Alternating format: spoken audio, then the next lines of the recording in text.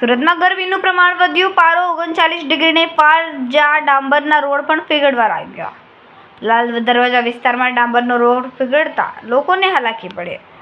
આખો ડાંબર રોડ વાહનોના ટાયર પણ છોડવા લાગ્યા. ત્યારે રાહદારીઓના જોડા પણ ડાંબરના રોડ પર ચીપકતા લોકો પરેશાન થયા. સુરતમાં તાપમાનનો પારો 39 ડિગ્રી પાર જતા કાળઝાળ ગરમી સર્જાઈ. આકાશમાંથી અલગ ગોળો વરસતા લોકો અનુભવી રહ્યા છે અસહ્ય ગરમી. દિન પ્રતિદિન તાપમાનમાં વધારો થઈ રહ્યો છે. રોજ થોડા સમય પહેલા જ બનાવવામાં આવ્યો હતો. ડામર રોડ ઓગળવાની સાથે વાહનોના ટાયર ચીપકીને ચાલી રહ્યા છે. વાહન ચાલકોને આ સ્થિતિમાં ચાલવું મુશ્કેલ બન્યું છે. આ ભ્રષ્ટાચાર આ લોકો એમ કહે છે કે વેધરના કારણે, પણ હું નથી માનતો. હજી ઉનાળાની શરૂઆત છે.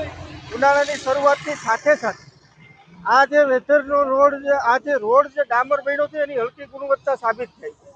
અહીંયા આરસીસી રોડ હોવો જોઈએ. આપણે સુરતના મેયર સાહેબે અલગ અલગ એવોર્ડો આપ્યા.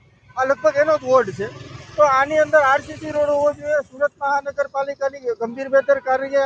આજે જો તમે અહીંયા જુઓ તો મારા પગ બી ચોટે છે અને ટાયરો છે એ બી ચોટે છે.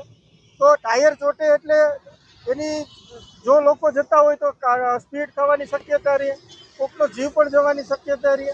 ચૂંટાયેલા પ્રતિનિધિઓ આવનારા સુરત મહાનગરપાલિકાનું ઇલેક્શન આવે છે તો ચૂંટાયેલા પ્રતિનિધિઓ સુરત મહાનગરપાલિકાના જે કાંઈ સત્તાધીશોએ છે આને જનતાએ જવાબ આપવો જોઈએ કે આ જે હલકી ગુણવત્તાનો જે રોડ બનાવવામાં આવ્યો છે એની પાછળ કેટલાનું ટેન્ડર થયું, કોને આ ટેન્ડર પાસ કર્યું, કયા લોકોએ આ રોડ બનાવ્યો, એની ઉપર જો હલકી ગુણવત્તા હોય તો આનો રિપોર્ટ થાય. અને હલકી ગુણવત્તાનો જો રોડ બનાવ્યો હોય તો કોન્ટ્રાક્ટરનું લાયસન્સ પણ આમાં કેન્સલ કરવું પડે. એટલે સુરત મહાનગરપાલિકાના જે સત્તાધીશો છે એને આનો જવાબ આપવો પડે.